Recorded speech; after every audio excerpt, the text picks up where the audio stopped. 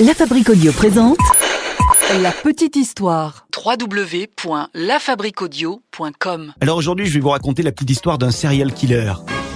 Un quoi? Un serial killer.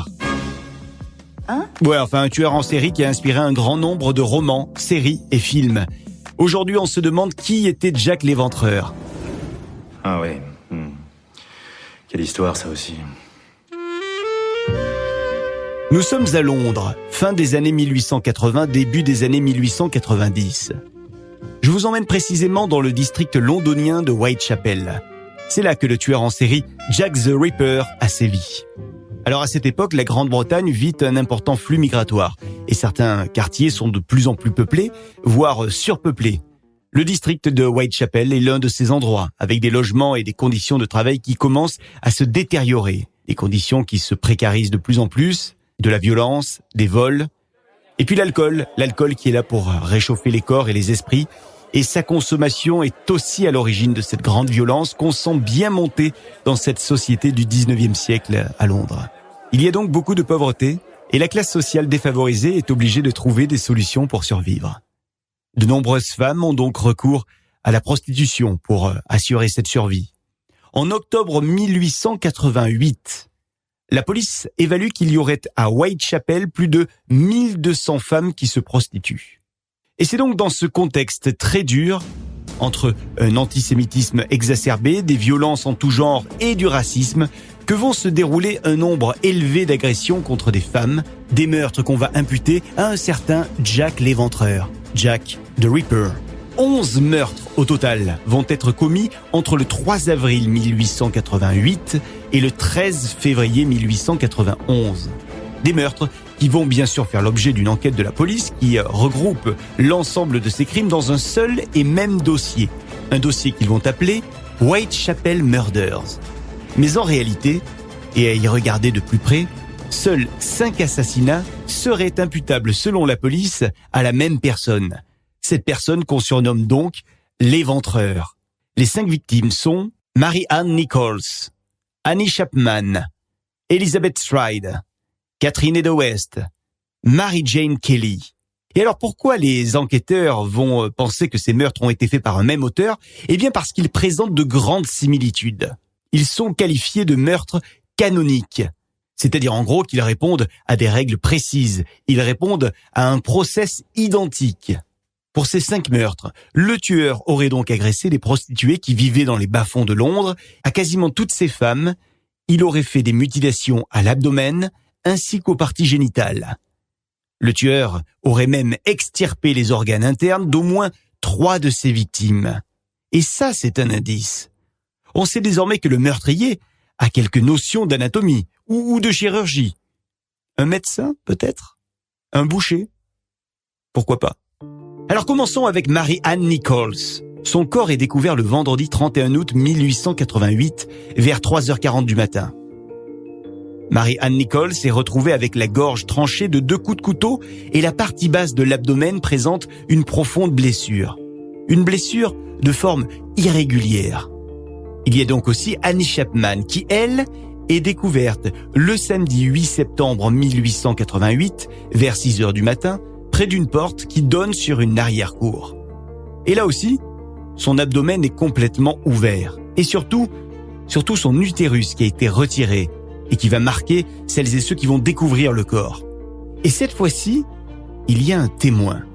Un gars qui passait par là vers 5h30 du mat. Il dit qu'il aurait vu Chapman en compagnie d'un homme, un homme au teint foncé, dont l'apparence était à la fois, je cite, distinguée et minable. Quant à la 3e et la 4e victime, Stride et Eda West, elles ont été toutes les deux assassinées tôt le matin du dimanche 30 septembre 1888. On est donc seulement 2 jours après le meurtre de Annie Chapman. Le corps de Stride est découvert vers 1h du matin, dans une cour. Sa gorge présente là aussi une coupe franche. La carotide a été sectionnée, mais cette fois-ci, il n'y a pas de marque sur l'abdomen. Le corps d'Eda West est quant à lui découvert 3/4 d'heure après la découverte du corps de Stride. Sa gorge est en partie tranchée et l'abdomen ouvert par une longue et profonde coupure. Le rein gauche et une grande partie de l'utérus manquent à l'appel. Et puis, là aussi, il y a un témoin. C'est un habitant du quartier passé dans le square quelques instants avant le meurtre. Et lui, il dit avoir vu un homme chevelu, pauvrement habillé. La 5e victime, Mary Jane Kelly, est elle découverte le vendredi 9 novembre 1888 à 10h45 du matin. Mais cette fois-ci, c'est un corps découvert à domicile. Mary Jane Kelly a été tuée sur son lit. Elle aussi, elle a la gorge tranchée jusqu'à la colonne vertébrale et l'abdomen presque entièrement éviscéré. Et ça, c'est nouveau, on lui a enlevé totalement le cœur. Alors, vous aurez noté que ces 5 meurtres ont été exécutés de nuit. On voit également très clairement que, d'un meurtre à l'autre, les mutilations augmentent. Kelly serait donc, selon un grand nombre d'experts, la dernière victime de Jack l'Éventreur. Un Jack qui aurait arrêté de tuer après s'être volatilisé. Et là, il y a évidemment plein d'hypothèses, mais aucune véritable réponse. Alors un tueur en série n'arrête pas de tuer du jour au lendemain parce que ça ne l'amuse plus, non. Il lui faut une bonne raison pour arrêter de tuer. Peut-être donc que Jack l'Éventreur est mort. Peut-être qu'il s'est suicidé. Ou peut-être s'est-il fait arrêter et emprisonner pour une autre affaire sans lien avec ses meurtres. Ou peut-être a-t-il été interné dans un hôpital psychiatrique sans qu'on sache que c'était lui, le tueur des prostituées. Une dernière hypothèse imagine qu'il a quitté le pays. Bref, beaucoup d'hypothèses, mais rien de concret. Sachez que les dossiers sur les meurtres de Whitechapel sont encore disponibles et ils donnent un riche aperçu des méthodes d'enquête policière de l'époque. La police dont, à l'époque, les habitants se plaignent, et pour cause, un grand nombre de victimes et de violences et aucun coupable arrêté. Du coup, les citoyens vont former ce qu'ils vont appeler le comité de vigilance de Whitechapel, dont le but est de mettre en place des patrouilles citoyennes dans les rues pour débusquer d'éventuels suspects. La justice dans la rue et par les citoyens eux-mêmes.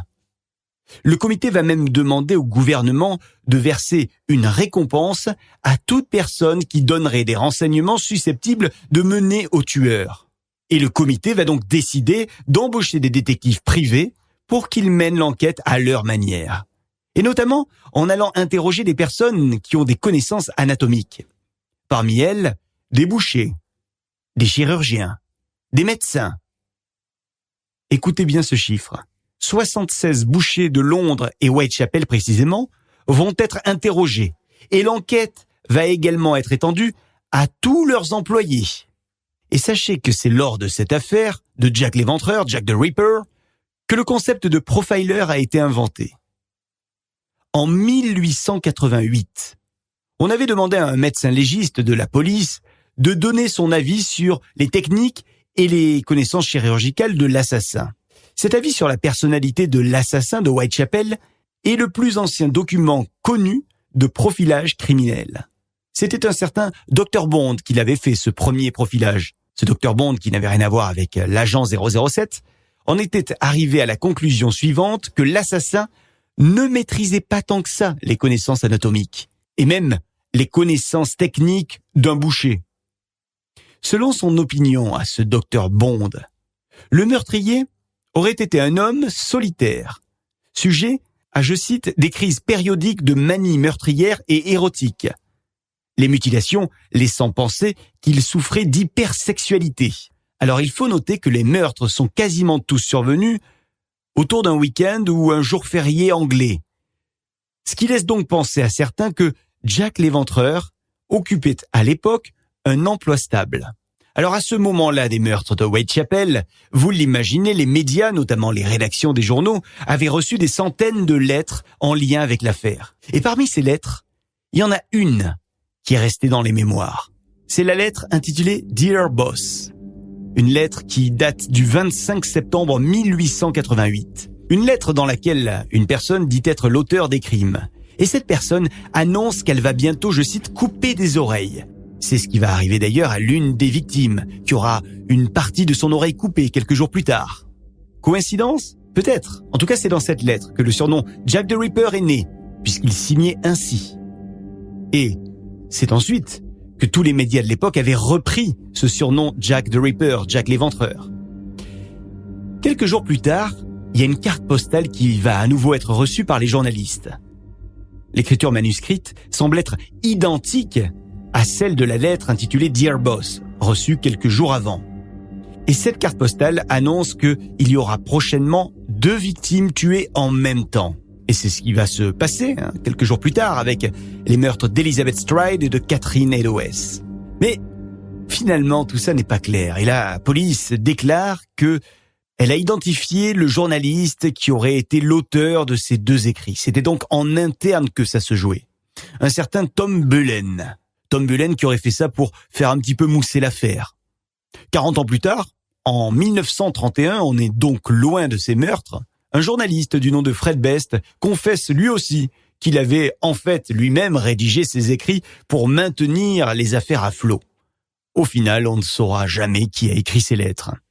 En tout cas, même si Jack l'Éventreur n'est pas le premier tueur en série dans l'histoire, c'est le premier à avoir reçu une si grosse couverture médiatique à la fois nationale, mais aussi internationale. Et ce personnage de Jack l'Éventreur, eh bien, il nous a laissé des traces, puisqu'il est apparu dans des centaines d'œuvres de fiction.